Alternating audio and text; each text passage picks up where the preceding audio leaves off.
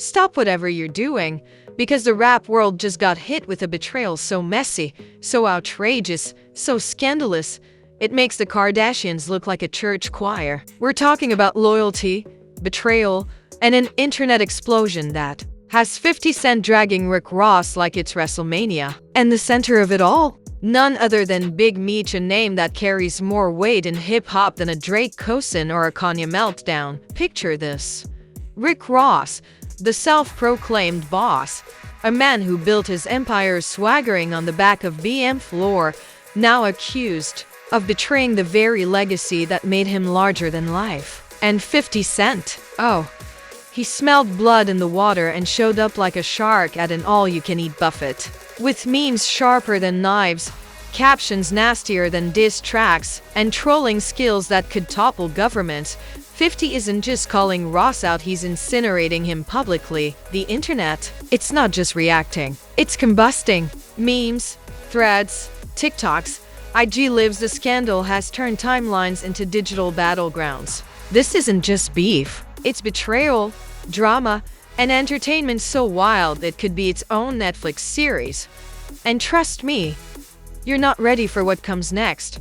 The story doesn't start with memes or hashtags, it starts with a betrayal so juicy Shakespeare himself would have thrown down his pen and said, "I can't write better drama than this." To really understand why the internet is eating this up like it's the Super Bowl halftime show, we've got to rewind the tape and hit play on the saga of Big Meech, Rick Ross, and 50 Cent, three names that together sound less like a hip-hop story and more like the setup for a Greek tragedy. First, Big Meech. Demetrius Flannery, the man behind BMF, isn't just a name in rap, he's a legend stamped into the culture forever. The parties, the cars, the money, the empire. Meech didn't just live the lifestyle rappers brag about. He invented the blueprint. Rappers who never even shook his hand still drop his name for credibility, like using a cheat code in a video game. Mention Meech in your lyrics, and suddenly your bars sound 200% more authentic. Enter Rick Ross, Mr. Everyday I'm Hustlin', the man who built his entire brand off of boss talk, luxury rap, and the aura of the street hustler. But let's keep it 100, Ross wasn't just inspired by Big Meech. He profited off that aura. Entire tracks, entire albums were soaked in BMF energy. He even shouted Meech out by name. To fans, Ross was like the Hollywood remake of Meech's story, all the gloss, none of the consequences. And then we have 50 Cent, Curtis Jackson, the petty king, the ruthless businessman, the internet troll before trolling was even a thing. 50 doesn't just beef, he annihilates. He's not happy until you're trending for all the wrong reasons, your career in shambles, and your fans begging for mercy while he posts memes from his yacht. Add to that the fact that he's the creative mastermind behind the BMF series, and you realize one thing: Big Meech isn't just a name to him, it's a brand, a responsibility, and a legacy he'll defend with everything he's got. So when whispers started swirling that Rick Ross had allegedly betrayed Big Meech, distanced himself, shaded the name, and basically tossed the loyalty card out the Maybach window, the internet didn't just raise an eyebrow. It went into meltdown mode. The first leaks were small, anonymous accounts dropping cryptic tweets like, "Ross ain't really writing for Meech anymore," or "Funny how loyalty disappears when the checks stop coming." Then came the so-called receipts. Old clips of Ross dodging questions about BMF, awkward interviews where he changed the subject faster than a guilty man at a lie detector test. The internet detectives, armed with screenshots, timestamps, and way too much free time, pounced like lions on raw meat, and right on cue, 50 Cent entered the chat. He didn't waste time with long speeches, he never does. His weapon of choice? Instagram. Within hours, 50 was posting memes that had Ross looking faker than a rented chain. One showed Ross photoshopped as Judas at the Last Supper, handing Big Meech over like a snitch. Caption? Boss? Nah. Double crosser. Savage. The internet couldn't get enough. Hashtags lit up like fireworks. Hashtag Ross exposed.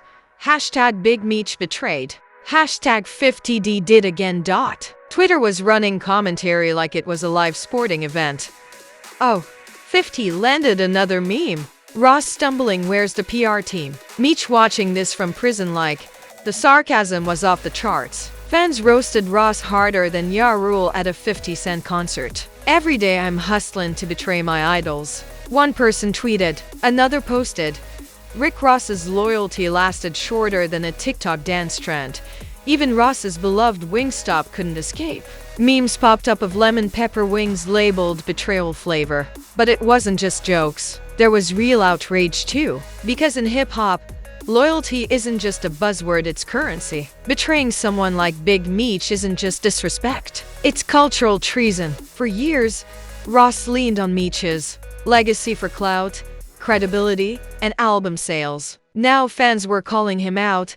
How you build your brand on BMF and then ghost when it matters. Meanwhile, Ross's silence wasn't helping. He tried to flex with photos of champagne bottles and captions like, still the biggest boss. But the internet wasn't buying it. Biggest boss of betrayal maybe. One comment read, another chimed in, that bottle's filled with your tears, not Belair. His attempts at brushing it off only made the dragging worse. The blogs feasted. Headlines screamed, Rick Ross betrays Big Meech. 50 Cent unleashes meme war on Ross. Fans cancel the boss over loyalty scandal.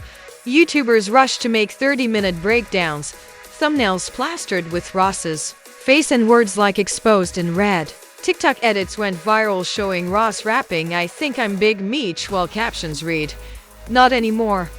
And the cherry on top, alleged associates of Meech himself started posting cryptic messages. One read, a boss don't switch up, a fraud does.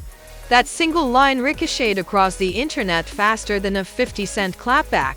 Fans reposted it, celebrities liked it, and suddenly the narrative was set in stone.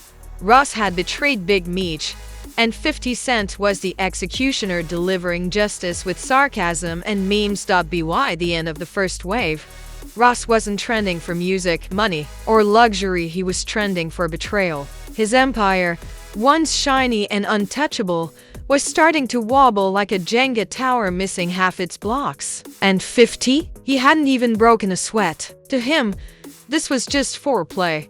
Because if there's one thing everybody knows, when 50 Cent smells blood, the story is only just beginning. If the first explosion had fans gasping, what came next was a full-blown internet inferno. Rick Ross wasn't just getting dragged, he was being disassembled. Meme by meme, tweet by tweet, until his carefully polished boss image looked more like a clearance sale knockoff. And standing over the wreckage? 50 Cent, laughing like the Joker with unlimited Wi-Fi. The fan detectives went into overdrive. They combed through every lyric, every interview, every blurry backstage clip. Ross's iconic I think I'm Big Meech verse suddenly sounded less like a flex and more like a confession gone wrong. TikTok edits slapped eerie background music on it with captions like, said it, but didn't mean it. YouTube sleuths made hour-long compilations of Ross dodging questions about BMF, pausing his awkward laughs like they were courtroom exhibits. The internet wasn't roasting him anymore, it was cross-examining him. And the celebrities? Oh, they couldn't resist. Meek Mill fired off a vague tweet about loyalty being priceless, and the internet immediately strapped it onto Ross like dynamite. Fat Joe looked dead into the camera on IG Live and declared, you don't play with Meech's name ever. That single line ricocheted across blogs, turning Ross into hip-hop's official Judas. Charlemagne the God sealed the deal by nicknaming him the Double Crosser, and just like that, the rebrand was permanent. Fans spammed it under every Ross post until the snake emoji might as well have been his new logo.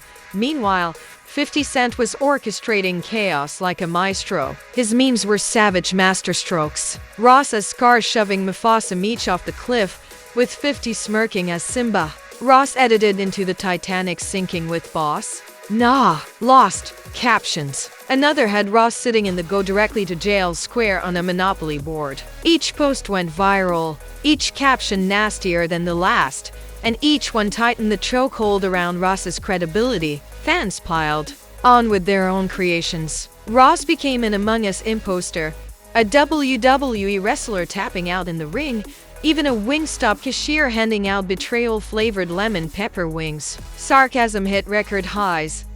Every day I'm hustling. Disloyalty. Biggest boss? More like assistant manager of treachery. Twitter was a comedy club, and Ross was the punchline everyone wanted a shot at, but underneath the jokes was real fury. Hip-hop isn't just about music. It's about codes. Loyalty is the foundation, and betrayal is unforgivable. For fans who grew up idolizing Meech, Ross's alleged betrayal felt personal. He built his empire on Meech's name, then jumped ship. One tweet read, others echoed the sentiment, "You can't fake loyalty. Ross is done."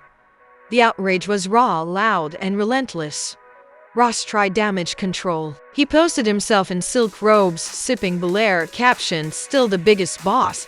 But the internet wasn't impressed. Boss of what? Betrayal LLC? One fan wrote, "That bottle's full of regret, not champagne." Another mocked. Then 50 reposted the picture with his own caption, "Biggest loss. Brutal." And just when things couldn't get uglier, alleged BMF affiliates dropped cryptic messages. "A boss don't switch up. A fraud does." That one-liner hit Ross's persona harder than any diss track. Fans shared it everywhere, declaring it the death certificate of Ross's credibility. For someone whose entire identity was wrapped up in being the boss, that sentence stripped him bare. By now, Ross wasn't trending for his music or his money. He was trending for betrayal, humiliation, and memes. His catalog was being remixed. In two parodies, "I Think I'm Big Meech" became "I Think I'm Big Snitch." "Hustlin'" became "Dodgin'." The same lines that once made stadiums scream were now being used as weapons against him. And 50 Cent. He didn't even need to record a diss track. His battlefield was Instagram. His bullets were memes. And his victory lap was watching Ross's empire crumble in real time. He'd done it before Ja Rule could write a dissertation on the subject, and now Ross was learning the same painful lesson. When 50 locks onto you, it's not just beef, it's a career demolition project. The storm was only intensifying. Blogs declared, Ross cancelled over Meech betrayal. Podcasts debated if his legacy was permanently scarred. YouTube commentaries turned his downfall into clickbait gold. Even athletes, comedians, and people who hadn't tweeted about rap in years were clowning him. The cliffhanger was obvious.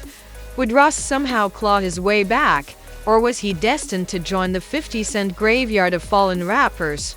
A permanent meme in hip-hop history? By the time the smoke cleared, Rick Ross's carefully constructed empire looked less like a fortress and more like a sandcastle at high tide. The betrayal scandal hadn't just dented his image. It had ripped the crown off his head, stomped on it, and handed the broken pieces to the internet for memes. The man who once strutted as the boss was now the double-crosser, and no amount of Belair champagne could wash that stain away. The silence was deafening. Ross, usually quick to flex with luxury cars, silk robes, and million-dollar pools, found every post turned into a meme graveyard. He could upload a picture of a sunrise and the comments would still be brutal.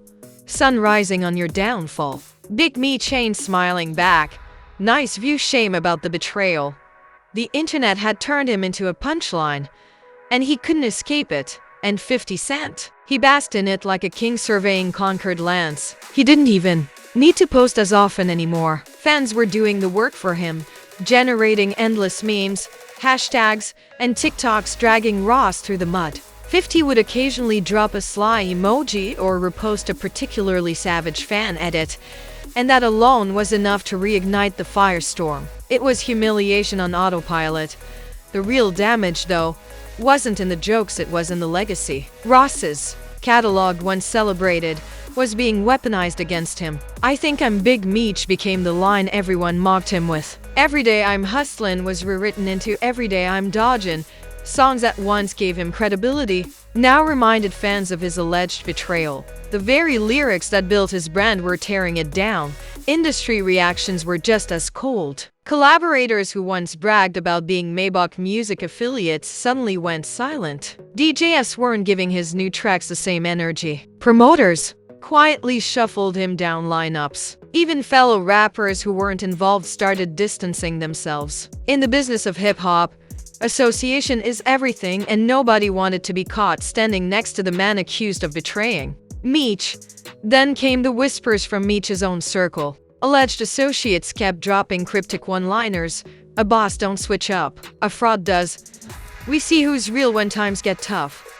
None of them named names, but they didn't need to. Everyone knew the target. For Ross, this was the nail in the coffin. Because when the streets turn their back, your luxury cars and platinum plaques don't matter. Credibility is priceless, and once it's gone, you can't buy it back.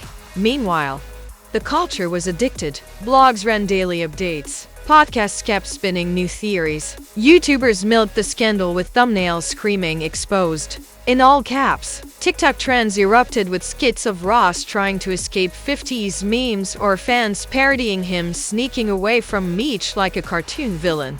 It wasn't just a scandal anymore, it was entertainment. A soap opera. A never-ending season of chaos where Ross was the unwilling star. The irony couldn't be louder. Ross had built his entire persona on loyalty, power, and respect. He branded himself as the untouchable boss, yet here he was, painted as a snake, roasted as a fraud, and mocked as the ultimate example of what happens when image collides with reality. His biggest strength had become his biggest weakness. 50 Cent, on the other hand, walked away stronger. His BM series got even more buzz. His reputation as the ultimate troll king was cemented. Fans saw him as the culture's watchdog, the man who calls out frauds and drags them mercilessly. He didn't need to release a song. He didn't need to step in the booth. His memes alone did more damage than an entire diss album. And that's what makes 50 terrifying. His pen destroys, but his humor annihilates. Ross's attempts at recovery felt hollow. No matter how hard he flexed, the betrayal narrative overshadowed everything. Even his businesses weren't safe from ridicule. Wingstop became Snakestop in fan memes. His champagne bottles turned into props of mockery. Every time he tried to remind people he was still the biggest boss, the internet replied, "Biggest loss."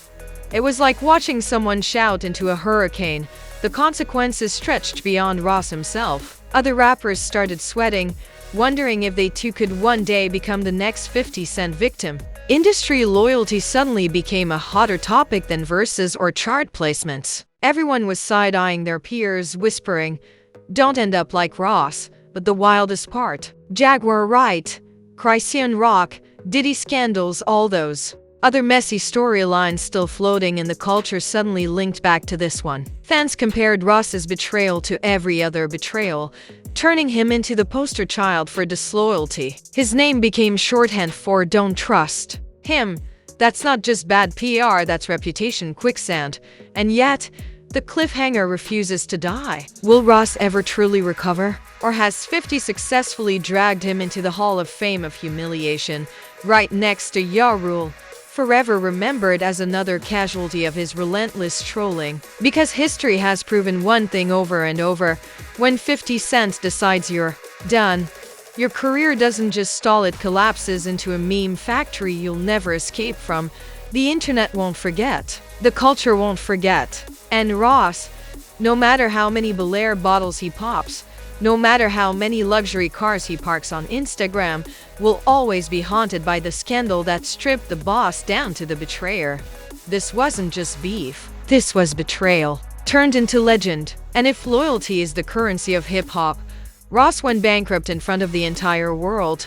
And there it is, betrayal, memes, reputations shattered, and an internet firestorm that burned hotter than Ross's lemon pepper fryer. But don't just sit there scrolling like a silent witness. I want to hear from you. Drop a comment right now and tell me, did Rick Ross just write the final chapter of his boss persona, or can he somehow crawl out of this grave 50 Cent just buried him in? While you're at it, smash that like button like 50 smashes careers. Don't give it a gentle tap, body slam it. Throw it off the top rope.